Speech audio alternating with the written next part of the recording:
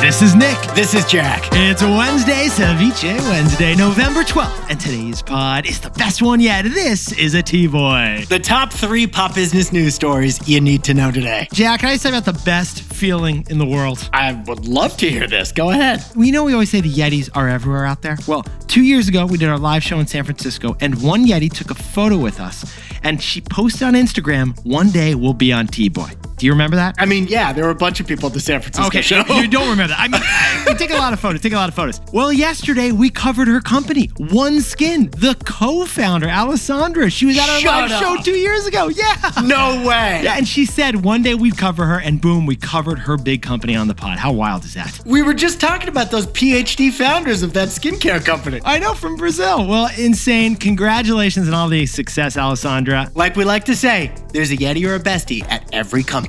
And if you're building something out there, one day we hope to cover your company too. Jack, let's hit today's pod. What do we got for the 3 fantastic stories? For our first story, SoftBank, the famous WeWork-loving venture capital firm, just sold its entire $6 billion stake in Nvidia. Because SoftBank is ditching one AI lover to hook up with another. For our second story, in the ranking of fastest growing brands, DoorDash is number 1 right now. Yes, it is. But it's thanks to your Nana. That's right. Senior citizens are driving a DoorDash surge, but DoorDash doesn't even realize it. And our third and final story. The next time you hit the grocery store, there may be no Italian pasta in aisle 6. That's right, because Italian pasta is about to get hit with the biggest tariff of all, 107%. So we gotta talk about the tortellini tax. Che pensi di questo? Hey! Tortellini. Tortellivi.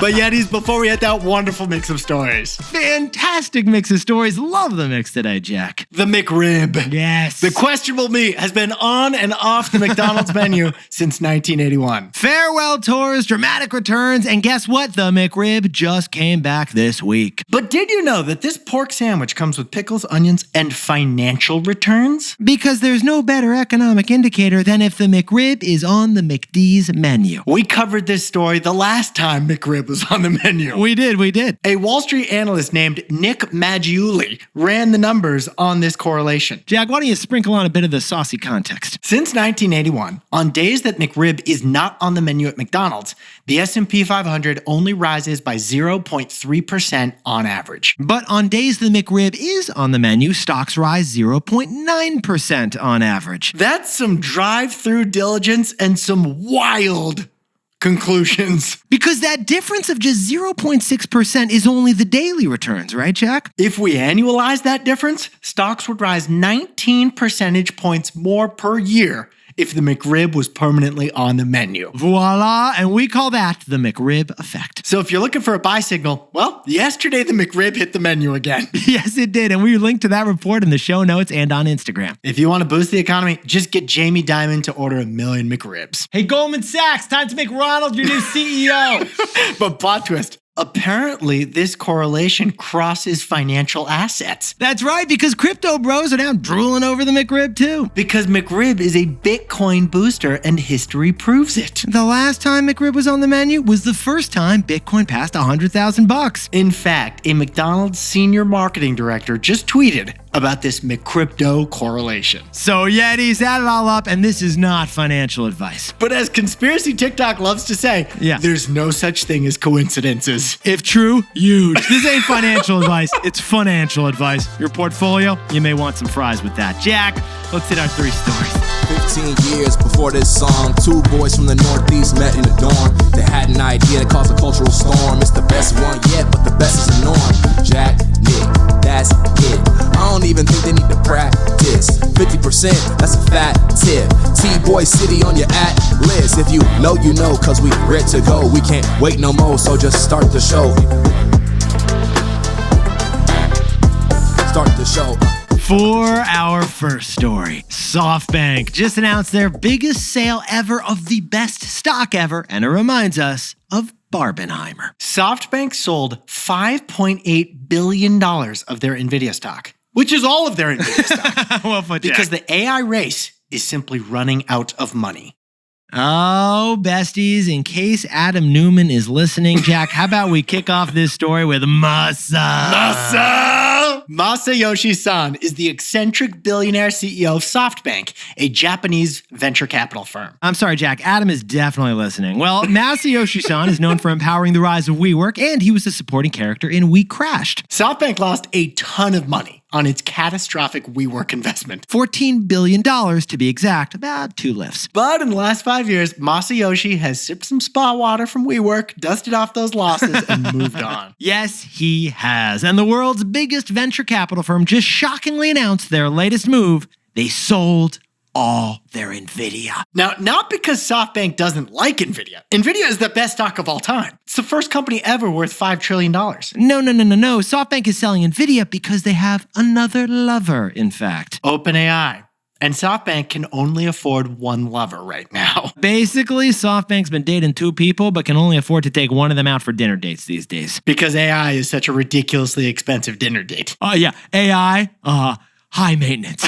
High maintenance, Jack. Basically, what we're trying to tell you, Ed, is that Sam Altman is the new Adam Newman. Because he's also an eccentric founder, and Masa is all in on him, baby. In January, Masayoshi Son was at the White House with Sam Altman and Larry Ellison announcing a $500 billion data center project. It's huge. It's called Stargate. We covered it on the pod, and payment for that huge data center is due now. So Masa is selling Nvidia at a huge gain to pay for OpenAI's data centers. It's basically like OpenAI asked for a really nice ring, and Masa can only afford the jewelry store if he stops dating Nvidia. But Nick, this also leads to a way bigger takeaway.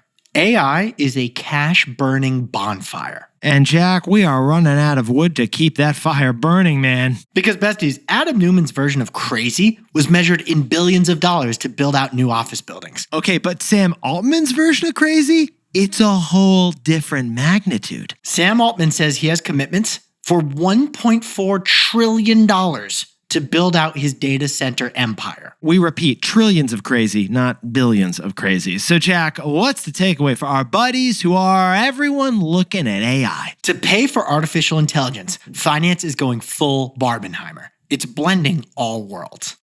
Yetis, this build-out of AI data centers, it is more expensive than any project in American history. The railroads, our interstate highways, electric power lines, none of those have the price tag that AI is having right now. So, to pay for all of this, investors are blending every financing type there is out there. We already told you about Nvidia and OpenAI and their circular financing deal. Basically, I'll give you stock, you give me chips, I'll give you money, give me more chips. Okay, but we haven't even mentioned Oracle's 50-year bonds. They promised to pay you back in half a century from now. We've been covering business news for like 12 years. We've never heard of a 50-year IOU until now. Or Jack, how about OpenAI's CFO, who basically asked the US government to be their co-signer? They're asking to take on that much debt right now. It's all proof that finance is finite. There is a limited number of dollars that can be invested. Well put. Even the deepest pockets like SoftBank have to sell Nvidia to pay for OpenAI. It's a mix of equity, debt, and government subsidies. To build out AI, Wall Street is going full Barbenheimer.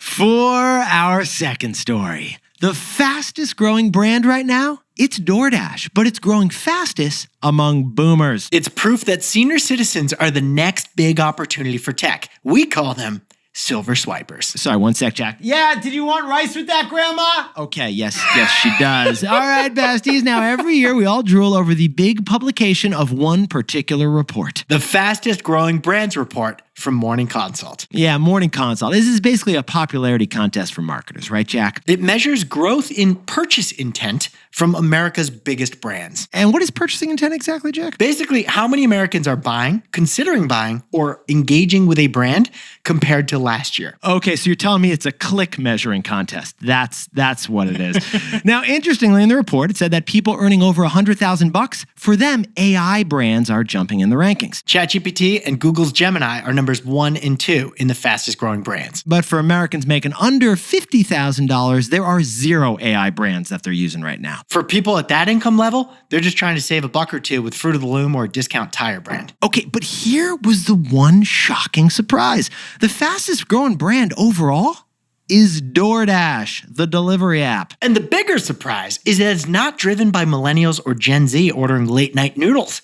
It's driven by baby boomers. Sit down, stand up, and sit back down again because senior citizens are the fastest growing DoorDash users, apparently. Boomer burritos, old people pad thai. Nana wants an empanada. So Yetis, Jack and I call this demographic the silver swipers. And old people making DoorDash hauls, they happen for more reasons than you realize. The first reason is independence, right? It's harder to cook as you age, and you're less likely to dine out at Dorsia as you age. So delivery apps are the new lifeline for food. Ordering through a phone keeps grandma young. The second reason is high disposable income. Boomers, they're in their retirement era, and they have historically enormous wealth. Yeah, millennials cut Chipotle out because of the 30% delivery fee, but grandpa's monthly 401k distribution? It doesn't mind. It's fee tolerant. And the third reason boomers love DoorDash is the comfort. Interestingly, the biggest DoorDash boomer power users were single boomers. Yeah, it's actually sad to think about, but we're talking about divorced, widowed, living alone boomers. The ability to get their favorite food that was providing emotional support. Their husband or wife used to make spaghetti meatballs. Now they get it through DoorDash, and that's a nice thing to think. Yes, it is. But besties, as Jack and I dove in T-Boy style to the data, we did have one outstanding question, right, man? Is DoorDash aware that their fastest growing user is 55 and older? Because Jack and I checked the last 4 earnings calls from DoorDash in the last year, and no mention of senior citizens in those, Jack. 10,000 boomers are turning 65 years and retiring every day. And they all eat 3 meals a day. So why haven't we seen like a DoorDash ad on cable TV lately during football games? Or an AARP. Or sponsoring the local bingo event. Or pickleball, whatever. Or Golden Girls. Either way, we want to see it, DoorDash. So Jack, what's the takeaway for our buddies all in tech? Big tech's blind spot and its biggest opportunity is silver swipers. Now, Yetis, you've heard of the silver tsunami, the huge economic shift as boomers retire. And this population of 73 million Americans, they will need functional tech more than anybody else. But they're the least likely to already be using tech. Dinner for grandma, she should be on DoorDash. Shampoo for grandpa, he should be on Instacart. Creative inspiration for old Uncle Carl? Yeah. He could become a pin dude. He should be pinning all day, Jack. In fact, Jack, remember we interviewed the Lyft CEO last week, and he said their new service for seniors is like a huge success. Lyft Silver. And yet the rest of tech seems to ignore senior citizens. Maybe it's because tech companies don't employ any old people. It's a blind spot for them. Maybe it's because they assume we're just going to tell our parents what apps are cool and fun to use right now. Which we do, but Yeah. they shouldn't put all their eggs in that basket. No, Mom, your password. I need your password for Uber. Either way, this brand data on DoorDash shows tech's biggest blind spot, and its biggest opportunity is silver swipers. Now, a quick word from our sponsor. For our third and final story, 92% tariffs are coming specifically for Italian pasta. That pasta is arrabbiata. Whoa, that is not how I would have said that. I leaned into it, and that was the correct pronunciation. I stuck the landing. And Yetis, this Tortellini tariff is the perfect story to prepare us for the Supreme Court's huge decisions on Trump's trade war. But Jack, first, I'm sorry, man. I got bad news for your Friday fusilli parties. You want to give the trade war update day 215? Italian pasta will soon get priced out of U.S. grocery stores. Why? Well, besties, last year, Prince Pasta Company complained that Italian pasta was cheating. Now, we should point out, Prince is an Italian-American pasta company. Good point. It was founded in Boston's North End by Italian immigrants. But this American company says that 13 Italian pasta companies are dumping into the U.S. market right now. Dumping. They're basically selling at ridiculously low prices, and it's hurting the pasta industry. Dumping. These Italian pasta brands are selling at money-losing prices just to hurt the American competition. And the Trump Commerce Department agrees with Prince's complaint. So they just announced that 92% tariffs on Italian pasta are coming starting in January. Okay, but Jack, plus we got to add on that 15% tariff on all imports coming from the European Union, right? Add it all up, we're talking a 107% tax as that fusilli crosses through Border Patrol. Besties, the result, a major uh-oh for the Olive Garden. Now, with this kind of an import tax, 107%, the $770 million of Italian pasta that we import every year is effectively going to come to an end. Yeah, if you want authentic Italian pasta, you may not be able to find it in aisle 6 pretty soon. Or if you do find it, it's going to be double the price. Now, what we find fascinating about this story is that the tariffs on Italian pasta are completely different than the rest of the tariffs in this trade war. That's right. President Trump is traumatizing Italian pasta because of anti-dumping laws. And we've actually seen anti-dumping laws before.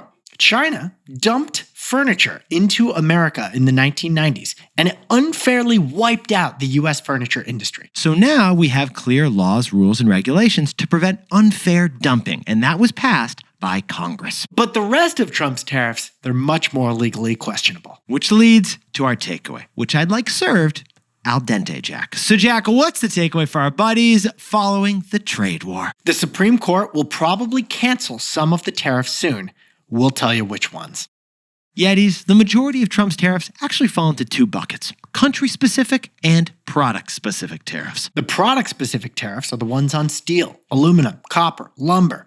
They're all taxed as they enter the United States, regardless of what country they came from. And those depend on a law allowing the president to protect us for national security. And those tariffs, they seem safe. But the country-specific tariffs, the ones Trump announced on Liberation Day, the reciprocal tariffs, President Trump had to declare a national emergency to justify those. And the Supreme Court will probably pretty soon rule against them. The president can't take Congress's power to levy taxes. That'll be their point. In fact, prediction markets give a 68% chance that the Supreme Court rules that Trump's country-specific tariffs are illegal. Oh, and then, Jack, there's a whole separate question as to whether the Supreme Court will require a refund for those tariffs. And there's only a 26% chance of that, actually. But still, same idea. So the giant Tortellini tariff, it shows there are two types of tariffs in this trade war: product ones and country ones. And any moment now, the Supreme Court will probably keep product tariffs, but cancel the country ones.